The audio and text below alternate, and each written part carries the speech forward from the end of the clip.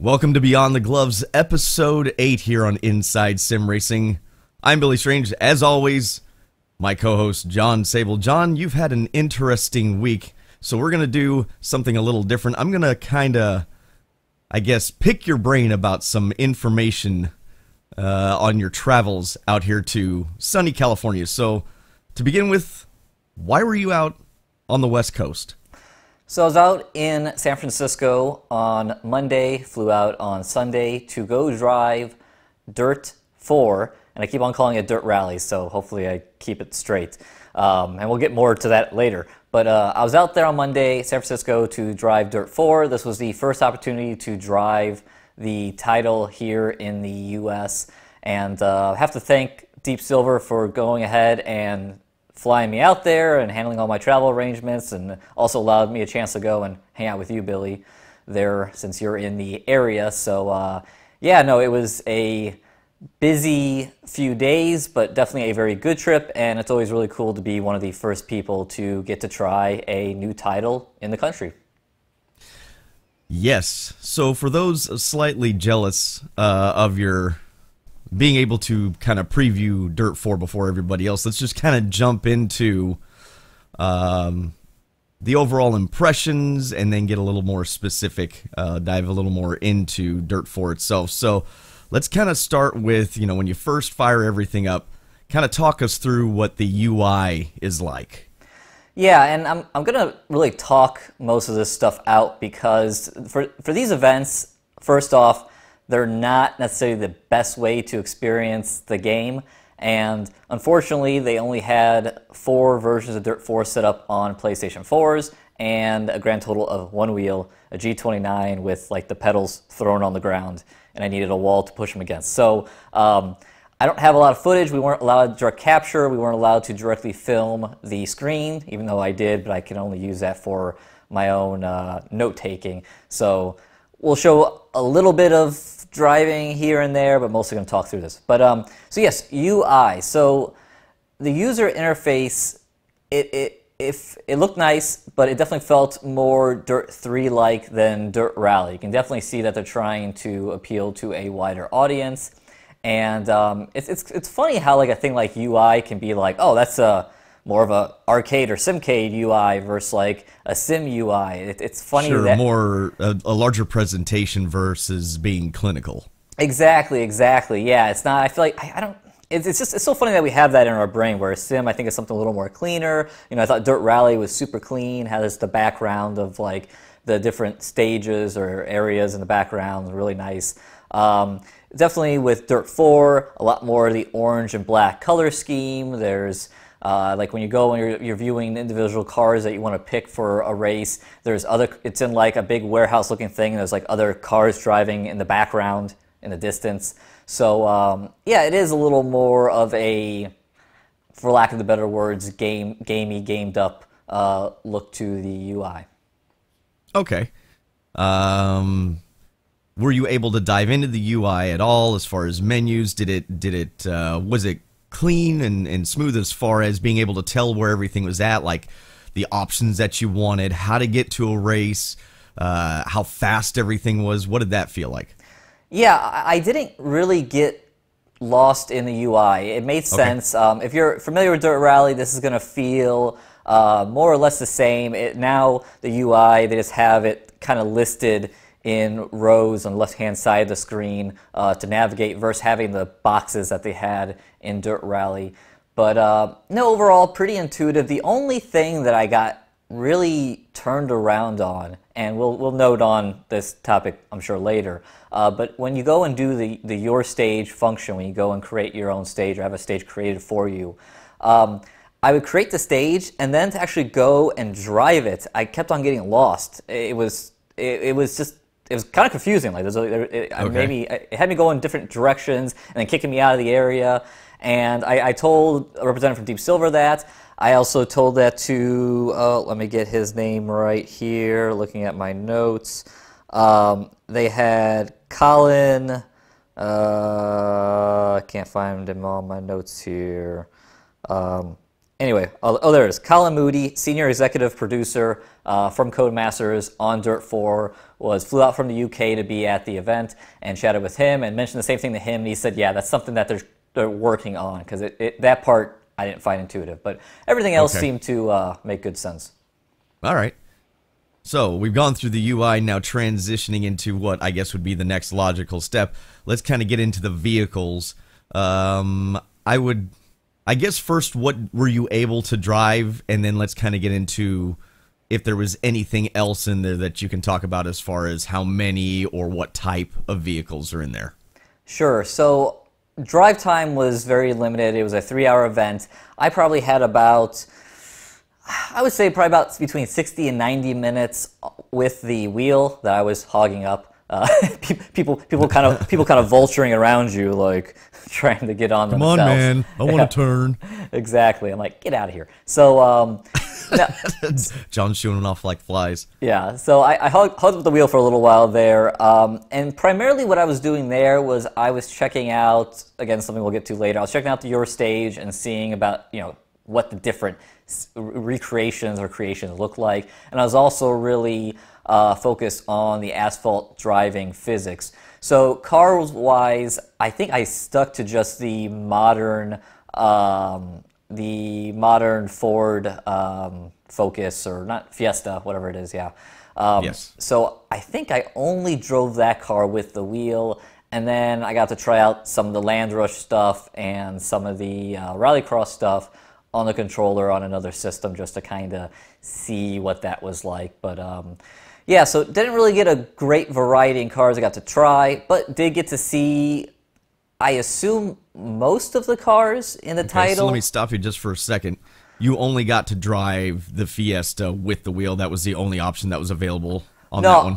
I could have driven any car, but that was... okay, I that was the only one I did. Yeah, it seemed like for this event, it seemed like the whole game was available. It wasn't like here's a demo. They limit you, yeah. Yeah, exactly. So it was all available. When they did at the beginning of the event, they said there's no embargo on this. Besides, when I was filming directly the screen, they said you can't do that. We can show you you driving it, and that's okay. And I'll have a little bit of that footage in here, but. Yeah, there was no restraints, so yeah, I was able to really, at least poke around and see what different classes of cars and that's going to be in the game. Perfect. So what else were you able to see? What, as far as vehicles, were you able to see any other cars in the menus or anything? Yeah, I was able to go through and check out all the cars. I went and I put down a list of cars here. I'm not sure I'm going to go through all of them, but there's a fair amount of different breakdowns or categories in the title. Under the rally section, there's R2, there's F2, there's R2, which are kind of like sporty road cars. Think like Ford Fiesta, and also you hear these R things. These are all designations. If you just Google like R2 rally class or something, you'll get on Wikipedia where you'll see a whole layout of different rally classes. I think it ranges from like R5 up to like R1, which is WRC. So there's R2. There's an F2 kit car, which is kind of that was from '93 to '99. Peugeot 306 Maxi. There's a Group A car, kind of old WRC cars. Think the Subaru Impreza '95. NR4, R4, more current production-based cars. Mitsubishi Lancer Evo X, Subaru WRX STI. There's a four-wheel drive and 2000cc class, which is again kind of older WRC cars, looking 2007 Ford Focus and Impreza 2001. And if you're getting kind of as I'm going through here, you should be getting, if you're a fan of Dirt Rally, you should be noticing that there's a lot of the same cars. That's what I was just going to say. It seems to be in the same neighborhood of Dirt Rally. Yeah, so looking through here, I mean, really the stuff that, besides a handful of the stuff that, cars here and there in classes, it's kind of more the same. The Landrush stuff, you have the stadium buggy, you have two different trucks. You have the stadium truck, rear-wheel drive, four-wheel drive, and then the cross cart, which is this goofy little 600cc, 120 horsepower, 687 pounds, so it's like tiny. Nice. Little, vehicle. I didn't even drive that one on the controllers. I checked out the trucks and then the buggy. I'd say the biggest kind of thing that stood out to me was Rallycross when it comes to their RX supercars, which is kind of the current crop of Rallycross cars. They have 1, 2, 3, 4, 5, 6, 7 different models there. So they've added the new Ford Focus RS RX, which is that really badass Ford that they started driving last year with Ken Block. Drives super cool looking. Peugeot 208 WRX is in there. I believe that's the new. No, was that in Dirt Rally? I don't remember now. I don't think so. Yeah, I don't think so. And then they have the Seat Ibiza RX. If I'm saying that right. Seat. Yeah. Okay. Yeah. Seat. Ibiza. So I don't know. Well, it's something like that. Something like that. So that's a new addition. So yeah, they do have some more cars there. And then going through like the historic rallies, a lot of the same. Mini Cooper S, Peugeot 205 GTI, old Ford Escort Mark II.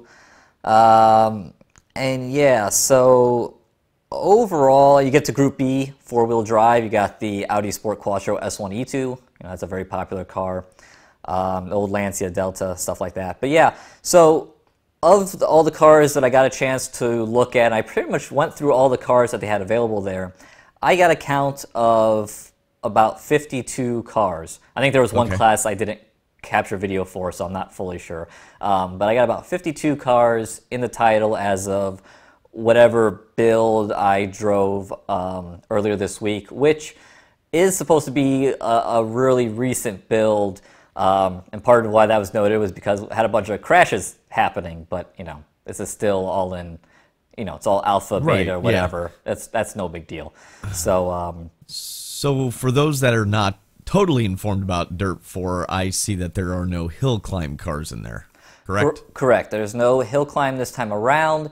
That was something that it got announced over the last few months that hill climb is going to be Pikes Peak is going to be an exclusive to the Gran Turismo franchise, assuming it's coming in GT Sport. I'm not sure if that was confirmed for GT Sport or not. So yeah, and with that being the case, and Pikes Peak always being kind of the standard go-to hill climb, I wonder if that was part of the decision why there is no hill climb here in Dirt 4. But correct, right. Kind of a bummer that they couldn't create something and include the hill climb cars still. It is, yeah, and I mean, and even though I can't say that I'm super familiar with hill climb as a form of motorsports outside of Pikes Peak, I have to imagine that there's other hills to go climb. So yes, it is kind of odd. That's a bummer. All right, so so people know, I'm actually looking up and down at the camera and kind of also going through your notes here. So let's hop into game modes. What did you play and what did you take a look at? So game modes, there's career, multiplayer, joyride, competitive, free play, and Dirt Academy. So a fair amount of selection here. Career is going to be what it appears like. I didn't really go in and mess with it just because with the limited time, but it appears to be more of the same at first glance. But like I said, it's hard to really give much of an impression there. Multiplayer, again, there was no multiplayer setup, internet connection, so I can't really give opinion of that. Joyride is a new thing, and when I was talking to you, Billy, about it earlier, I was like, Dirt 4 has like a Gran Turismo style medal type thing. And, yeah. You were mentioning that. Yeah. Yes, and this is it. So under the Joyride category, there's multiple different chapters. One's just drive, and you just go and just kind of, it looks like just go drive around in different areas, which that's kind of neat. And then they have time attacks, and there are 10 different chapters that have, I think it was called time attack and it's called something else, but in the end it all comes down to you doing little, I think running different stages or doing little competitions, and if you get, and then where's your time at depends if you get a gold, silver, or bronze rating. This is something that I went through on the controller, and I didn't have a chance to go and try it out myself, so I can't give any opinion on it, but it is something that is coming, and it's kind of neat because we talked about this a couple episodes back, I want to say, when we were talking about going and creating more of a career mode for sim racing titles, and I mentioned how I I liked having this in the GT series. Now here we are seeing it in Dirt 4. So I think that's pretty neat. I will note there are a bunch of different challenges because there are 10 different chapters and there are 6 challenges per. So that's 60 different, race against the clock type things. Nice. I think most of them are race against the clock. I think there might be some Rallycross stuff in there too. But okay. Either way, still, that's 60 different events. So that does really, that could elongate your, let's say, offline racing in Dirt 4. Nice. Did you happen to ask if that'll get you anything, or is it purely for the satisfaction? Is there any leaderboards, or like you unlock anything in the game? Did they probably didn't say anything like that, but just curious. No, we didn't get into that. But in terms of like leaderboards under the competitive category, that is where you get what you had with Dirt Rally, where you have your daily, weekly, and monthly events where you can go and they put out an event, you can compete, and then you can see how you rank on the leaderboard and that type of stuff. So that is back again under that. I don't think it was called competitive in Dirt Rally. I thought it was noted as something else. But anyway, that is in there. All right. So let's go on to your next. I do want to note, before we get out of game modes, I do want to note one thing. I mostly stayed in free play just so I could play around with different track layout stuff. But there is Dirt Academy, which takes you to Washington State for the Bonefish Rally Academy type. Dirtfish, that's it. I'm sorry. Type. I was like, Bonefish. That doesn't sound right. Takes you to that and that kind of experience, and you can go and like select what car you want to go take. But again, that is fairly expansive. It has 29 different, lessons, and they're broken under a couple different things. They have like basic driving techniques, advanced driving techniques, drive types, disciplines, surface, and conditions, and then it has a track feature. So almost makes me think of the Richard Burns rally, the way you're kind of getting around everything and having the Dirtfish school. Yeah, correct. So, I again didn't have time, opportunity, again was on the controller, to go and see what those are like, but 29 of them, so that's a fair amount. And yeah, I don't know if you're going to get rewarded for doing those. I don't know if maybe you do that, maybe there's going to be any kind of car unlocking. I always like that kind of stuff. It makes it a little more... we were talking about, putting the pressure on yourself for these kind of things. I don't know. Some people don't like it because they want everything unlocked to begin with, and I totally understand that, but I kind of like the gamification aspect of trying to unlock something. Yeah, I do hope that it does. I do, between going and like rewarding you for going and doing the Dirt Academy and getting a car, and also maybe going and doing the different joy rides. Like I said, there was 10 different chapters. It'd be neat if you finish a chapter, maybe you would get a car. But without going and diving into the career mode yet, it's hard to say. And like I said, it's hard to say. I counted 52 cars, which is, I think it's an okay number, but I could see, maybe wanting more cars for people who are a little more used to the GTs, Forzas of the world, where there's a bazillion cars. Maybe there are some cars that can get unlocked that I didn't get a chance to see. So that is to be determined when we have more time with the game. Yes. So let's go over, we've got a note here, the car and game options, just kind of give a brief summary of how those worked and what was available in those options.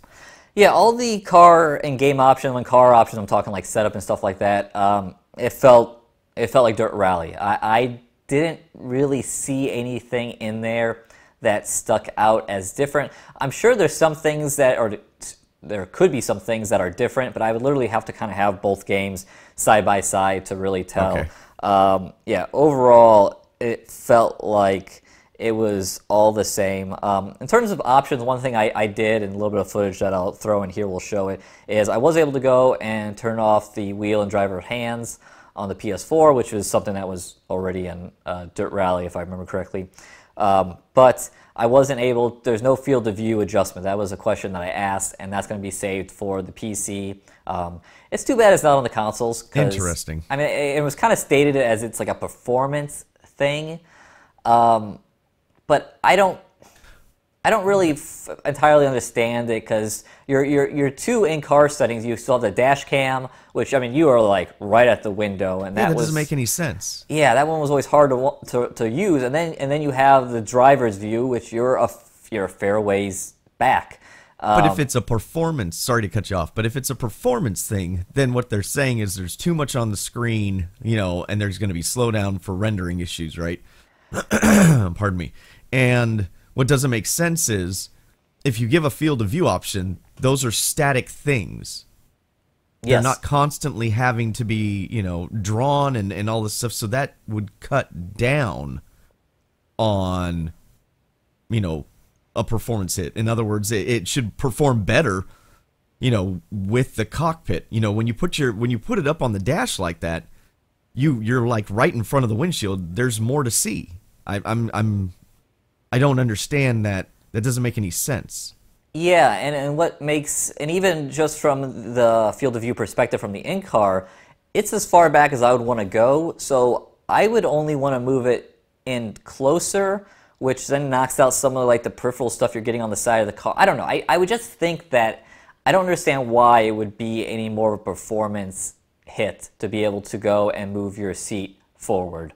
I don't know. That's a bizarre option. Yeah, maybe we're gonna have to get that clarified by one of the developers, or maybe get Paul Coleman back on. He said that he'd be willing to come back on the show before release, and maybe we'll have to ask him because I don't understand that one. So that's too bad, because the console view is further back than what I care for, and I don't really care for driving up on the dash because you're just like really on top of it. Right. Sure. Huh. Interesting. All right. Can't, I guess I can't shake my fist in the air and go, give the console players the option too. They obviously have some reason. I'm not trying to be a jerk or nitpick about it. Just I don't quite understand it, especially when other games have that option as well on a console. All right, let's jump off of that. Let's get into the meat of this. How does it feel? How do the cars drive? Okay, so one thing I do want to note is because the wheel setup was less than desirable, they just had a G29 there and the pedals on the ground. I have to say that it wasn't the best representation, but I think I was able to drive enough, and that's why I kind of focused on just a couple things. I really wanted to, figure out the physics and spend time on that. So what I primarily drove was I primarily stayed on asphalt for most of my driving, checking out the your stages, and also the asphalt part of driving was the biggest letdown of the physics on Dirt Rally, and I assumed from everything we had heard that a lot of the good things from Dirt Rally, such as the dirt and the gravel driving, the ice driving, would all be transferred over. So I didn't want to. I wanted to focus on the weaknesses to see if it was improved. And I'm happy to say that I did feel like the asphalt physics was better. And I almost want to say much better, like I said, but I kind of want to get more, driving on it with, more my Sure, you're in gear. a limited capacity, so it's really hard to tell in that situation. But from what you've gathered, it seems to be an improvement. Yes, it does seem to be an improvement, like they promised. And when we talked to Paul, and then talking to Colin there at the event, definitely a lot of effort was put into the suspension and that geometry, and then they noted, some aero work, because that does matter when you're getting those higher speeds on the asphalt, and even on dirt, but more so on asphalt. But no, overall, I thought the cars felt pretty good driving on, I can't remember which location it was that was asphalt. I want to say Spain or Portugal, or I wish I should double check the 5 different locations before. I think it's Spain. I think it is Spain. But yeah, so if that's the only one that has asphalt stages, and it felt like a good improvement. So really looking forward to driving that more, and I think that was one of the bigger takeaways from this, was to really see has asphalt improved, and it feels like it has. Good. So while you're tooling around on the tarmac, you typically have somebody sitting next to you giving you some calls. That's your co-driver. How was that? Yeah, co-driver calls. When I first jumped in, it was set to the, I don't know what I'm going to say, the base, the preset co-driver calls, which is kind of in the middle. They have, just like in Dirt Rally, and you can go and you can move them to make the calls earlier or make the calls later. It was kind of in the middle, or even, I think, a little more towards the earlier when I jumped in. And because when I first started driving, I was struggling a little bit. I felt like they were a bit inconsistent.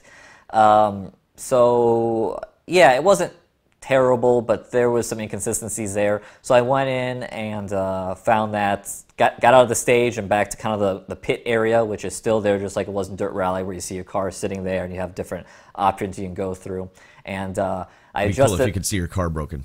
Exactly. So I adjusted that, and I made the calls way later, towards one of the last few options you have, because I like it where I hear the call, and then in my brain, I'm like, getting to the corner right there. I'm saying to myself, okay, am I slowing down or speeding up? I hate how it was like, I'm in this corner and it's giving me calls for like a corner or two ahead, and if you have a little slip up, it seems to then it gets even more ahead of where you're at. So I didn't care for that. But once I moved it to later calls, I felt like it was pretty accurate. And I just had the voice of, I forget her name, she's an American, that's a co-driver, and she was doing the calls and sounded great. I will say, I said there, I was like, I kind of miss Paul. I liked his calls in Dirt Rally, but right now he's not scheduled to be in Dirt 4. That's an unlockable. Yeah, that's what it should be. No, no, it's not. So if Paul would be saying, okay, right 3, you better like this game. Subliminal messages. Best rally game ever. That's hilarious. All right, so moving on from code drivers, let's go to the newly touted feature, something they're really hanging their hat on over at Codemasters and the Dirt team, is Dirt 4's Your Stage. How does it all work, John? Does it work well? What do you think about how to set it up? Sure. So Your Stage, it's very simple, very intuitive. You go, like when in my free play mode, I go and I select what kind of race I want to do. I want to go do rally, rallycross, blah, blah, blah. Of course, only Rally is the only one that has the Your Stage feature, obviously, since it's not a closed circuit. And select your car, and then when you go and you select which of the 5 different locations you want to go. I think it was Spain, Michigan, Australia, some other ones I'm forgetting off the top of my head.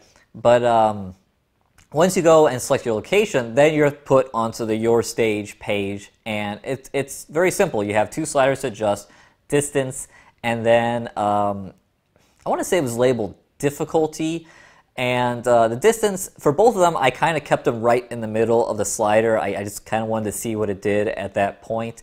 At the middle for length, I think all the stages I did were about 5 to 6 miles long. So it's still, it took a little bit of time, and I was in a modern rally car, and yeah, okay. I felt like I didn't see the final times, I don't recall, but it felt like they took about 8-9 minutes to do. So if you go and bump that all the way up to max, I think it's going to take a little bit of a while, because that was something we were interested in when we talked to Paul. Could he make really long stages? And it still kind of sounded like, well, they're going to be kind of limited. But if I recall, I think he said something like 10 miles, and it's going to take a little bit of time. And then difficulty, from what I gather, what I was told, it sounds like difficulty really just, the higher up it goes, the more tighter corners you have, more hairpin corners, more 90-degree handbrake type corners. So that's kind of what I got from it. And then I was also told by one of the representatives from Deep Silver, so this wasn't directly from Codemasters, but we're going to assume he knows what he's talking about. He mentioned that the higher the difficulty you go up at and the longer the length is, the more variety you're going to see between different stages versus if it's a shorter stage and not as difficult, which, makes sense. Okay, so then speaking of variety, then did you see like how deep was the variety in the stages that you were messing with? So in each location, when you go and essentially when you get in there, you go and adjust those sliders, and then it has a stage created for you, and it gives you a little map of the stage, and it shows the elevation change, which was really neat because I was really looking for stages with a lot of elevation change. Okay. And each time, and then if you don't like that, then you press on the PlayStation, I think it was a square button, you press that, and then it generates a new stage.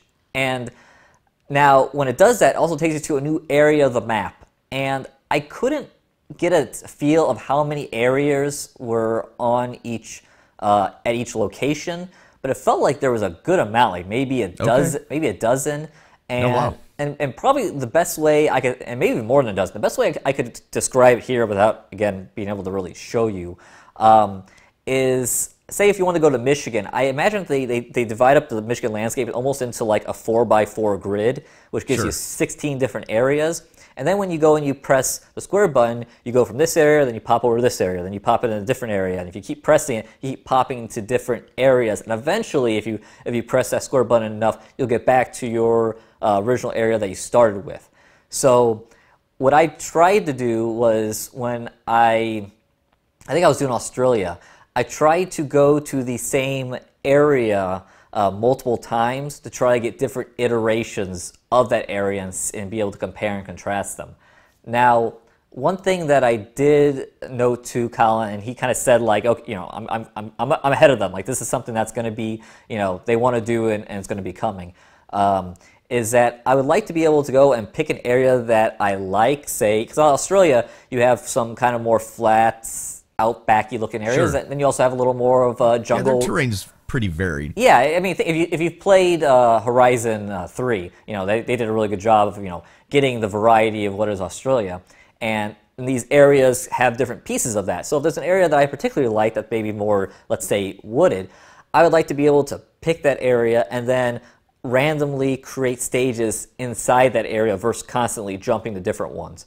So it sounds like that's a feature that's going to be coming down the pipeline, and hopefully we'll see it by release, since release is coming up just in June, and it definitely sounds like they are putting in some long hours right now to get it out. But anyway, so I went and I did multiple races, trying to create different stages in the same area, and it looked like it worked. It kept on. It created stages that were different. Actually, a fair amount different too. I was really surprised. I was kind of wondering if it was going to be like the starting point was going to feel the same, and then I was just going to go and notice something the same, something's different. But I'm pretty sure I got to the same stage area. It was over in Spain. The names of the areas are words that I can't pronounce very well. But but I always relied on the map. It seemed like the elevation almost kind of stayed the same. But anyway, I went and the starting point looked very different. Where one I was kind of a little more out in an open area. Then I did another one, and I felt like I started in a little more of a wooded area. So that was enough to be like, okay, this is doing what they promised it would do. And I didn't do this because I wasn't connected to the internet, but as we noted before, if you have a stage that you like, you can save it, and then you can share it and have others then go and compete on it. That'll be a really neat feature if you end up with something really cool and be able to share that with your friends or the public. Yeah, you can share that, and then people can go and race it, and then you can go and compare times. So that's really going to be a neat feature. All right, so we've gone through the as I mess up your notes here. I do want to know one more thing on your stage. The load time between like selecting a new track, it's like instant. It's like 1 second. It pops up right away. But the load time when you actually go and say, okay, I'm going to go drive, and you go into it, that was probably about 30 seconds, and a little bit of load time. And again, that was for a track that was at kind of middle difficulty and middle length. So it'll be interesting to see if it goes longer, if that changes. As Paul noted when he was on here with us, he said on the consoles, like, you have to, by requirement, have like under a minute load time, and that's definitely a challenge with this. So it'd be interesting to see if you go and max out both those sliders, how long you sit there waiting for the track to be generated. Okay. All right, so going on from your stage, let's go to any type of weather or time of day option. We're just going to push time backwards, thank you. So, what are there any options when you're doing your stage? If there are, what kind of weather were you coming across? Sure. Oh, by the way, I just thought about this. When I was driving, just because people might ask them, when I was driving, I changed all the settings to be, as simulation as possible. Oh, yeah, okay, right. Just wanted to note tech. Some people would be like, well, you're driving, that's, I always went in and messed with their setups, which I'm sure they're always like, damn it, don't do that. We got general gaming people here. You're making it too hard. Exactly. Yeah, weather and time of day. The first note I got here is more options. Time of day, there seemed like, I felt like there was more. It was like, like sun up and early morning and late morning and midday and early afternoon and late afternoon and getting dusk and night. And it felt like they had a couple more options in there. And then weather had a ton of different options. They had light rain and heavy rain. And then to go along with those three, then they had light rain shower, heavy rain shower. And I asked Colin, I was like, what's this? What is shower? What's the difference between rain and rain shower? And he was saying that if you get rain, it's constant. It's a constant amount, constant rain during your whole stage or your rallycross race, etc. But if it's a shower, then the weather kind of rolls in and it can increase and then, I assume decrease and go away. So that was kind of neat. And I think I experienced that a bit when I did a rallycross race. That's pretty cool. That is pretty cool, yeah. So those are the differences. And yeah, there was a whole bunch of different weather settings within clouds and sunshine, partly cloudy, blah, blah, blah. But yeah, just having those rain and rain showers and different levels. Yeah, there was quite a few different options there, and it's nice to have options. Nice. Now, you won't be able to tell if there was, because you only did the rally part, so it would be interesting to see if maybe like on a rallycross track, if it was long enough, because you have heats and all that, if maybe like a section of the track would dry out, if the rain lightened up, or I don't know if it can stop completely, but if it lightened up, is there any... Did they happen to mention anything like that, or lack of a better term, puddles or whatever? Well, Colin did mention to me because I felt like I did a rallycross race over on the controller, and it was like 4 or 5 laps around the new French rallycross track. I can't remember the name of it, but it was a lot of fun. Actually, I really enjoyed it, so I'm really looking forward to that again. But over the course of the race, it was like, I feel like the rains, it's puddling more. Like, I feel like I'm getting heavier spots. And I asked him that, and he said, yes, that's happening. Over the course of a race, the weather is, I don't know if I want to say it's entirely dynamic, but it definitely, it's partially dynamic. It's not like it doesn't sound like it's going to be like Forza Motorsport 6 where you go out there and you drive in the rain and there's just massive puddles and they're just there the entire race. It sounds like that the puddles will grow and I assume dry up or maybe be displaced. I didn't really get a chance to see if my car was displacing the puddles. Okay, that would be interesting if you could actually displace the water if you ran through a puddle and it throws it into other sections. Correct, that would be interesting. But yeah, a lot of the puddling was like on the very inside of corners, and I was trying to avoid it. So again, need a little more testing to be able to see what that does. But there is some amount of dynamic weather going on, whether that be the showers rolling in and out. And again, I didn't really get a full chance to really experience what that's like. Sure. And then some puddling, and we'll see if if that can be displaced or if maybe some of that puddling can go away if the shower goes away. And like you were alluding to, it'd be fascinating to see what it's like over top of a rallycross weekend if you do a full-up weekend with all different heats and semifinals and finals, and see how that weather adjusts as you go. Yeah, that sounds really interesting. I'm so looking forward to just all the different stuff things that they're implementing in this. I'm very, very intrigued to get my hands on it and like be able to just scour the whole thing and just try all these different scenarios and see what they were able to accomplish. Not that, if it's not there, it's not the end of the world. I'm just curious to see what it's like. Yeah, no, it'll be really neat when we can go and get our hands on it. And I was kind of twisting Colin's arm. I'm like, so we can get an early copy, right? right? And he's kind of looking at you like, He was kind of sure. like, he was kind of, Right. he was more like, there's other people to talk to for that. So, so anyone Or watch? there's more people more important than you, John. Well, that too. So, so Codemasters, hook us up. Right? Okay, so let's hop on over from weather and let's go to graphics. You know, you can segue into this with how did the water look? Yeah, and then you can go on from there. Sure. No, the weather looked really nice. Yeah, no, it looked the raindrop graphics and just puddling on the track and the spray and all that stuff looked really nice. Yeah, it was funny when I first started driving. And again, this wasn't the best setup. I had like a 19-inch monitor that was like way up above me. Yeah, I saw the picture you took, and it's like up, and that's like, what it reminded me of is like a kid when you're a kid and you get in like your mom or dad's car and you're playing like I'm really driving the car, and you're looking up at the windshield, which is looking at the sky. Yeah, I didn't need any more reinforcement than I'm short. So yeah, it was true. It was far from ideal. But yeah, when I first started driving, I was kind of like, okay, this feels like dirt rally, which I said the comment to Colin, and he was kind of like, oh, and I'm like, no, that's not. Thanks, man. No, it's like that's not a bad thing. I mean, overall, I thought dirt rally looked really good, but I spent more time with it, especially when I kind of jumped over to then.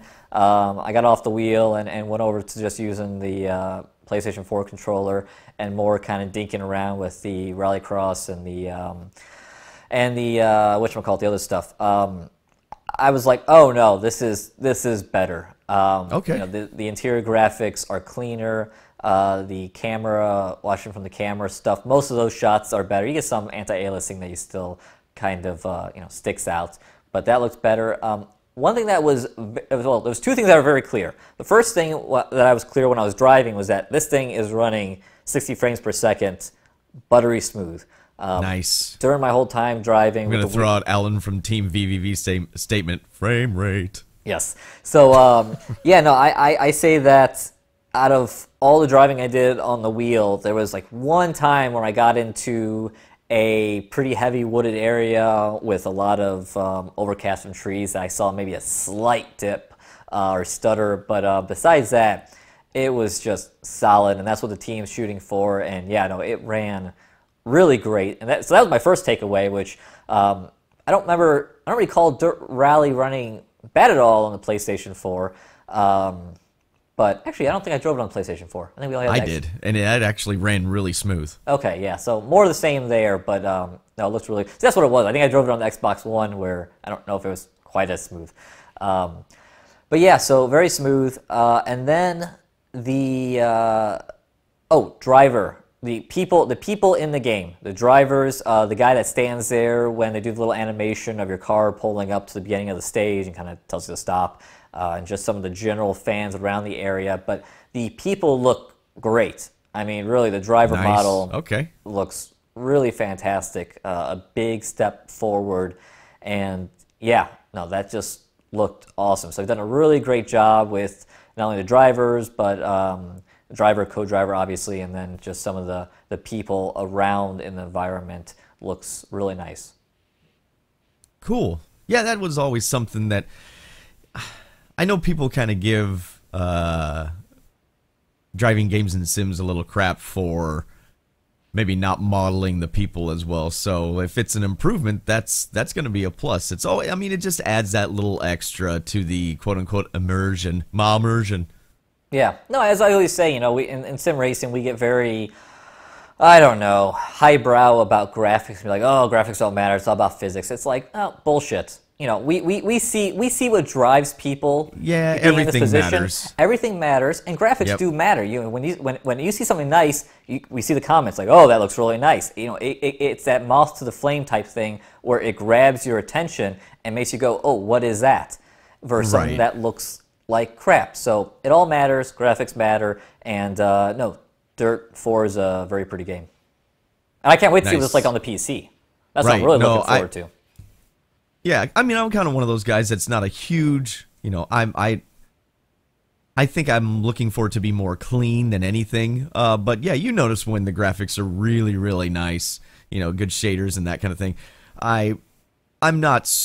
I don't think I'm as hypercritical about it as others. But yeah, it matters. I mean, you can see the comments on like R Factor 2 and some of the other ones are like, geez, you know, this is a PS2 game, which it's not. Go back and play a PS2 game. But I get what they're saying. They're being a little hyperbolic about the statement they're making, but it's understood in that respect. Correct. There's a level you need to be. You don't have to be at the very top, but you got to be. There's a certain Mendoza line there that if you're underneath that, then it gets, you know, looks rough and makes less likely for people to go and try it. One other thing on graphics before I think we pivot off this topic is... And you were playing the PS4 version just in case people missed it to begin with. Correct, yes. This was only got sample PS4. Not PS4 Pro, but PS4. Correct, yes. I was hoping to see it on the if Pro. There was a PS... Yeah. Yeah, just to kind of see that, but nope, just standard PS4. One other thing about graphics is I was talking to Colin also, I was kind of like, hey, triple screens. Really want it. And pretty much it was, I don't know. I didn't get like a direct answer. Okay. It was. He said that, you know, he kind of made a comment that we really should do it. Like we really should do it. Which I did make him. I was kind of like, well, I mean, I understand to some degree where it's somewhat of a niche market, but you know, it would be nice to have. So, right. It kind of gave me the impression that maybe it's not gonna be there at release, or maybe it's not quite, you know, number one thing to get figured out by June, but maybe there's a possibility, you know, at some point. Because, yeah, you know, on the PC with Dirt Rally, you can drive in triples, you know, and all that, but those side screens are stretched, and it'd be nice to have proper triple screen support with no stretch happening on those side screens. Right, and still no mention of VR. There weren't any VR headsets, you know, no PSVR headsets there or anything, correct? Correct, yeah. VR is still something that they don't know if they're going to be doing. I did ask Colin, you know, what the, you know, uptake was on VR for Dirt Rally, and he actually said that it was better than they thought, both on the PC and on, that's good. on the PC on the PlayStation 4. So, nice. Yeah, that's positive to hear. But they're still taking a wait-and-see approach on that. Okay. All right, so we've only got a few more things to go here. How about sound? Did you notice any improvements? Was it hard to tell? How did that go? It sounded the same as Dirt Rally, and actually it did feel like it was a little more improved. Sound's a really hard one to really judge. Again, at this event, we all had headphones on, decent headphones, not like we were using some cheap little ones like I got on my ears right now, but it is difficult to tell. It did sound like, I did think it was a little bit better from what I recall. Dirt Rally had good sounds. I know I got a bunch of crap when I gave it a 3 out of 5 when we reviewed Dirt Rally on a scoring system that we've only done. And by the way, I happen to think the sounds were fantastic, so... Yeah, Billy gave it a what did you give it, a 5 out of 5? Yes. Okay, yeah, you and Darian both gave 5 out of 5, and then the whoever does sound on the game said I was an idiot in chat and left. I don't think he specifically said you're an idiot. I think he just said you may need to reevaluate your hearing skills. I think that was it. Address my ears. No, I didn't have anything. I thought it was good. I don't know. I guess I'm just a harder grader that's what happens when you do grade scores. It gets complicated. But right. Anyway. Thought Dirt Rally sounded good. This sounded good, and I think a little bit better. So it's at least comparable. We're not going backwards. Sure, we're not. Yeah, we're definitely not going backwards. Okay. And yeah, overall, we're not going backwards on anything, but we'll get to that in a moment. Okay.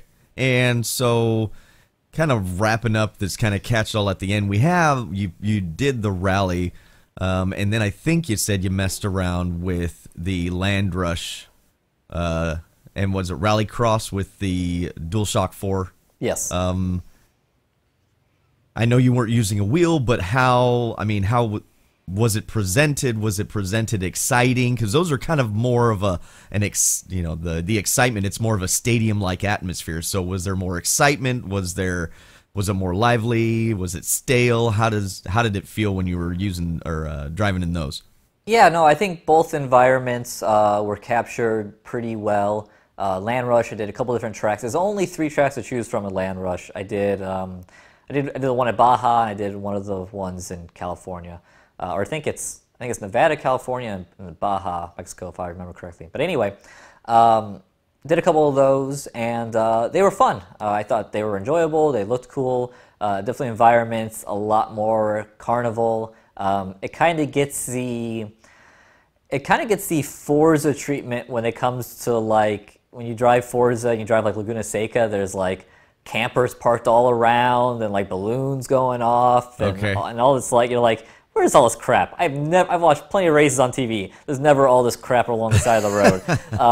So the Landrush is kind of where Codemasters goes and uses that to up the environment, which that's fine. You know, it's kind of a little more of, I mean, they're fantasy tracks, so that's kind of what they're going for there.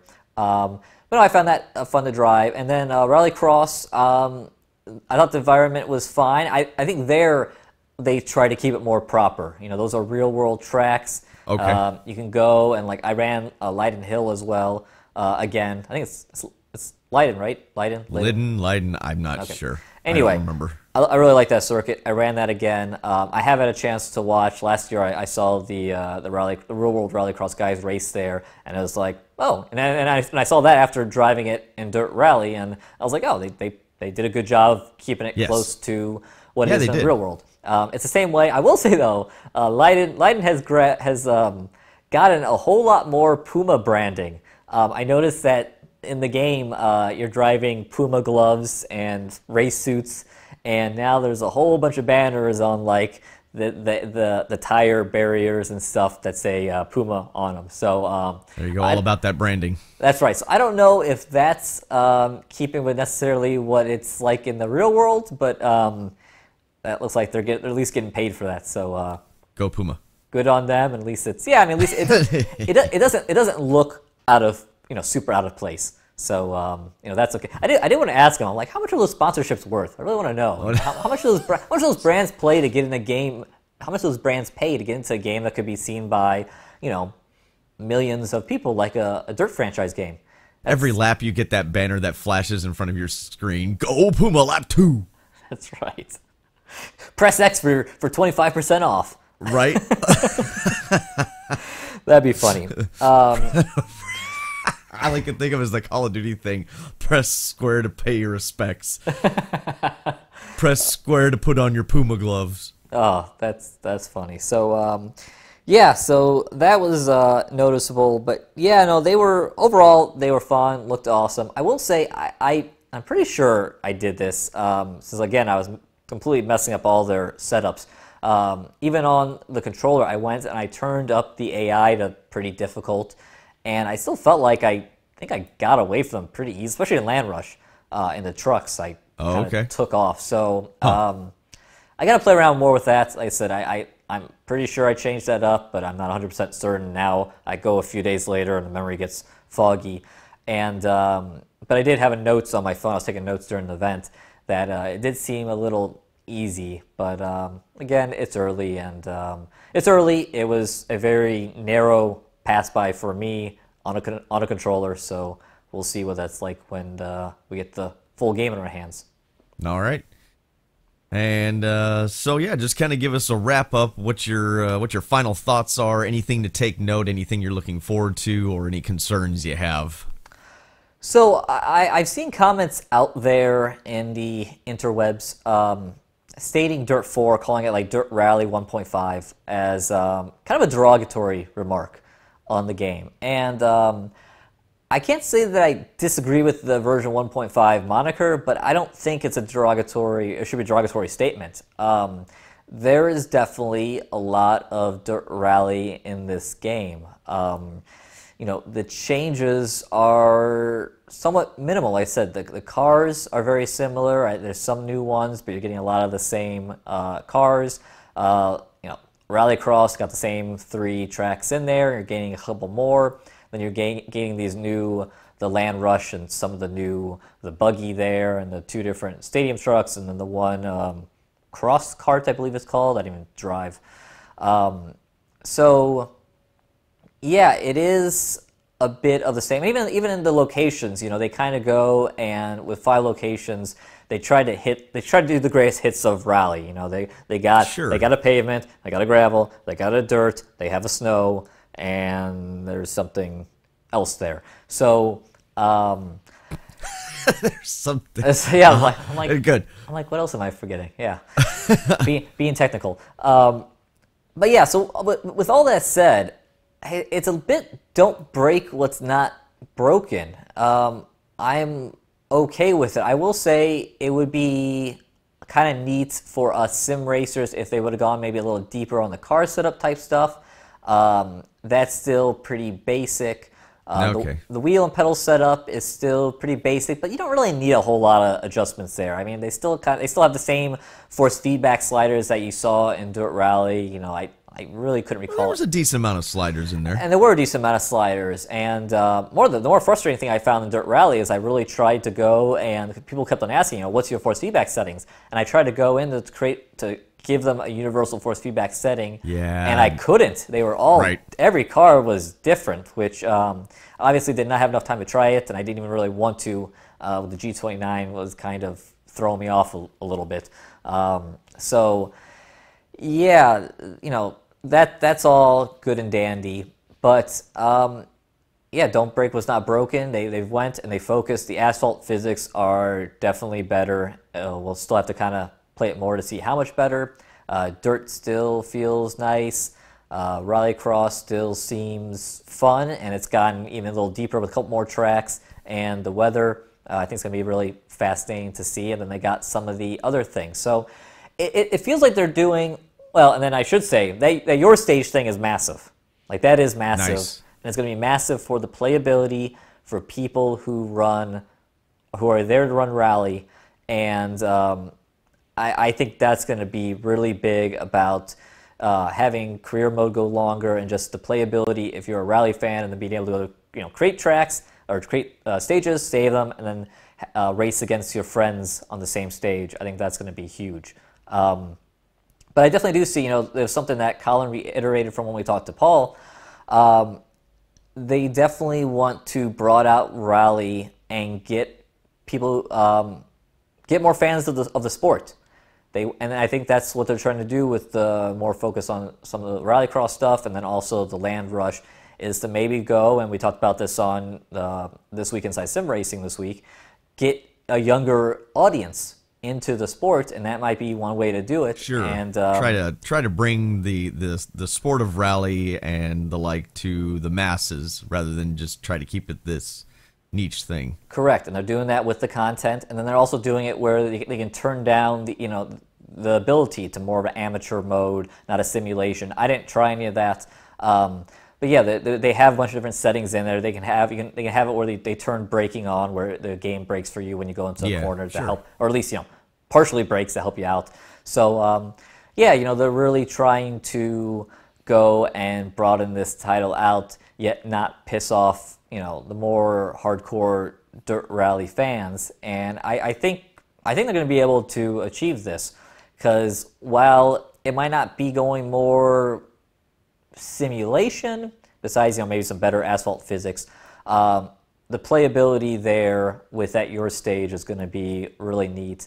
And then I think they should be able to capture some new fans with some of those other driving modes. I will say, though, I'm a little concerned with Landrush only having 3 circuits, and then Rallycross only having 5. I tried one of the 2 new Rallycross tracks, and if I really enjoyed it, but at the end of the day, it's still 3 and 5. So that's not a whole lot. So it'll be interesting to see if maybe down the road they release more of those closed circuit tracks, and then they don't have to worry about the different. I don't know. Maybe down the road they'll release maybe a new location for the people who are more focused on Rally, but they don't have to worry about releasing more stages, because your stage is taking care of that, and it seems to be doing a fine job with that. Cool. So well, it sounds good. I'm intrigued to, like I said earlier, get my hands on it, and we're only a few months away. So yeah, no, I think overall I came away impressed. I think this is going to be a strong title that is going to reach out to a lot of different people. And yeah, I think besides, like I said, there might be a small group of more sim racers, quote unquote, who might, be a bit disappointed with that. I think for the vast majority of us, it's going to be an enjoyable game, and looking forward. Codemasters, send us copies. All right. Well, I won't disagree with if they feel the necessity falls upon them to send us copies, and I'll be okay with that. Otherwise, I think that about does it. We're right around an hour, so I think we'll call it good for this episode. Sounds good. All right. Again, you can visit isrtv.com, discuss this episode in our forums, episode number 8, all about John's impressions on DiRT 4. Almost said Dirt Rally. I had to stop myself. And then I started to say Dirt Rally 4. It's DiRT 4. Yeah, I don't know why. I've been struggling with that, so. I think Dirt Rally just rolls off the tongue better. Just kind of flows better. So you get used to saying Dirt Rally, Dirt Rally, Dirt Rally. So DiRT 4, John's impressions. We always enjoy reading your comments in below. Also, this is available on all your favorite podcast services, so check us out there. Give us a review. If you feel like it, give us a thumbs up. That'd be great, too. Again, hit up isrtv.com. We'd like to hear your thoughts. And if you've got any topics, whenever we get a slow week, we'll take one of those topics and discuss it between us as well. For John Sable, I'm Billy Strange. Thanks for watching episode 8 of Beyond the Gloves. We'll see you next time.